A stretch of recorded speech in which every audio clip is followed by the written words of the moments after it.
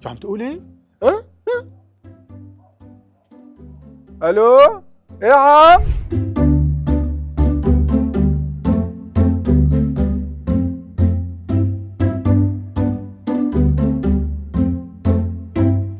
يعني ما معقول، انا شو بدي اتحمل لاتحمل منك بهاي العلاقه؟ شو ما بطلب منك بتقلي ما معي، وشو ما بقول لك بتقلي بعدين انا شو طلبت منك غير انك تقلي بونوي قبل ما ننام؟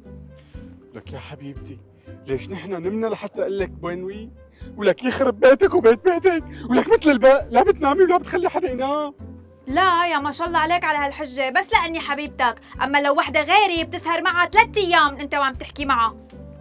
ريما حبيبتي، انا حابب تستدل على بيتكم وتعرفيني على السيد الوالي. عن جد عم تحكي؟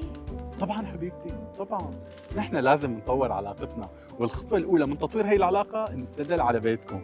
يا الله عن جد كثير فاجأتني، توقعتك مثل باقي الشباب انه بياخذوا وقتهم بالعلاقه وهيك لحتى انه يخطوا هاي الخطوه الجريئه. لا طبعا، اكيد حبيبتي انا غير الكل. يلا خلينا نمشي نستدل على البيت، ولا بغير رايي ها؟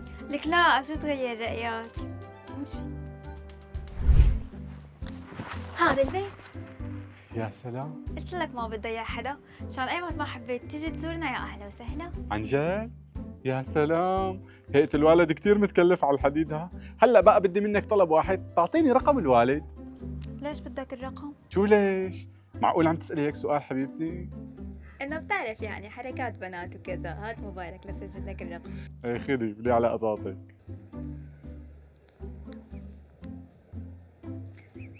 صار عندك. يا سلام، هيك صارت كل الامور تمام ورواق. بس اعطيني موعد مشان اخبر بابا عليه، ما بدي اياه يتفاجئ. إيه لا حبيبتي، انا ما رح ابعت اهلي، الظاهر انك فهمتي الموضوع غلط. شو ها؟ لكن ليش طلبت رقم بابا؟ مشان اذا نكدت علي ارفع التليفون ودق له واحكي له كل شيء وقول له شو عم تعملي فيني. شو؟ والله مثل ما عم تسمعي، لانه انا خلاص ما عاد فيني اتحملك. هلا اذا بتفكري بس هتنكدي علي لدق له هذا موضوع النكد بدك تشيليه كله من راسك. ولك انت ولا كلمه ولا كلمه ها، عم تفهمي؟ احسن ما دق عليه الباب وفيقه وجيبه لهون واحكي له كل شيء ها.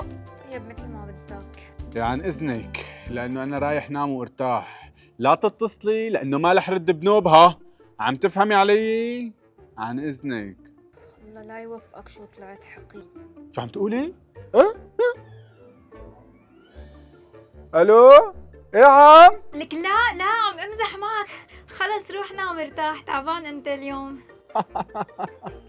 بسيطة. بونوي.